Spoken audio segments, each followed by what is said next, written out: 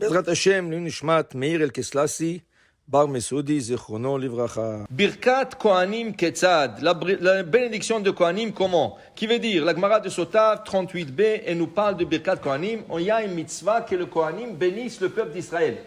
Ko tevarechu et Bnei Israël. Ainsi, vous allez bénir le peuple d'Israël, et c'est Akadosh Baruch Hu qui s'adresse au Kohanim. Yivarecha Adonai vishmerecha, Yer Adonai panav vichuneka, Issa Adonai panav lecha esera shalom. Ça c'est une bracha. Maintenant, Amar Rabbi Yeshua ben Levi, dit Rabbi Shomri, Minayin, Shakadosh Baruch Hu mit'avel li Birkat Kohanim. Akadosh Baruch Hu attend que le Kohen vienne à la synagogue pour faire Birkat Kohanim. Ça veut dire qu'il attend avec impatience que le Kohen vienne à la synagogue. Ça veut dire que c'est d'une manière comme une responsabilité d'un Kohen de venir chaque jour au minyan, de faire la prière pour qu'il puisse donner la bracha aux enfants d'Akadosh Baruch Hu. Chez Nehemar, de ce qu'on sait, Vesamu et Shemi al Bnei Israël, Vani Avarchem. Ils devront mettre le nom de Dieu sur Bnei Israël. Qu'est-ce que c'est le nom de Dieu sur Bnei Israël? Regarde, quand ils font Birkat Kohanim, qu'est-ce qu'ils disent? Yevarchecha Adonai, Vishmerecha. Yaher Adonai, Panam Lechoneka. Issa Adonai, Panam Lechoneka. Ils mettent le nom de Dieu sur le peuple d'Israël. Et Akadosh Baruch Hu veut que son nom soit sur le peuple d'Israël en bénédiction. Alors il dit ici, Akadosh Baruch Hu attend. Vamar Rabbi Yeshua ben Levi. Et il dit Rabbi Yeshua ben Levi, Kol Kohen shemevarech mitbarech. Et tout Kohen qui vient pour bénir le peuple d'Israël, il est béni par Dieu lui-même. Comme il est écrit, Ken, Vani avarechem. Moi, Dieu, je veux bénir le Kohanim qui vient de bénir mes enfants. Eux, ils bénissent les enfants d'Israël, mais Dieu bénit le Kohen. C'est extraordinaire, tu reçois une bénédiction d'Hachem directement parce que tu as béni les enfants d'Israël. Alors c'est une double mitzvah. Tu bénis et tu es béni par Hachem. Et il dit, Amar Rabbi Yeshua ben Levi, she'eno mevarech eno mitbarech. Le Kohen qui ne veut pas venir à la synagogue pour bénir le Bnei Israël ne reçoit pas la bénédiction de Dieu. Hachem te dit, viens bénir, je te bénis. Tu ne viens pas, je te bénis pas. Et il dit la Gemara, Vamar Rabbi Yeshua ben Levi, Kol Kohen she'eno lela dochan over bishlosha ase. Un Kohen qui monte pas sur l'estrade pour nous faire la bénédiction de Kohanim, il fait 3 péchés. Il transgresse 3 mitzvot sous forme positive. Chez Nehemar, il dit ici, Kotevarechu, ainsi vous bénirez. 2, Amor lahem, dites-leur. 3, Vesamu et Shemi. Alors un Kohen qui est présent, et il ne veut pas faire la bracha, il dit non, il sort dehors. Oh, je suis pressé aujourd'hui, je n'ai pas le temps de faire Birkat Kohanim. Alors pourquoi tu es venu à la synagogue? C'est ta mitzvah de nous faire la bracha de Kohanim. Okay? Alors il dit ici, Over B'Shlosha Aseh. Okay? Et il dit ici, Vegam, il y a un autre problème. Un Kohen qui sort régulièrement du minyan, un Kohen qui est là, il prie avec nous, et quand ça arrive Birkat Kohanim, régulièrement il sort. Qu'est-ce que les gens vont dire de lui? La Gemara dit, Choshishim Shema Ben Grusha. Peut-être sa mère ou sa grand-mère était divorcée, qui est mariée avec son père ou grand-père Kohen. Et lui, Bechla, c'est même pas un Kohen, c'est pour ça qu'il sort dehors. Alors il se fait un mauvais nom.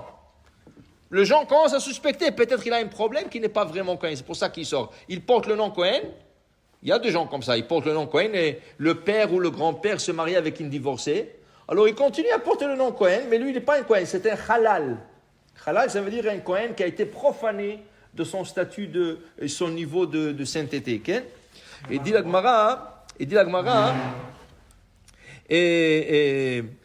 que le Kohen, il doit avoir un bon œil. Un bon œil pour bénir le peuple d'Israël. Okay? Et il dit ici qu'on donnera aussi à bénir quelqu'un. Pour bénir quelqu'un, il faut avoir des gens avec un bon œil. Okay?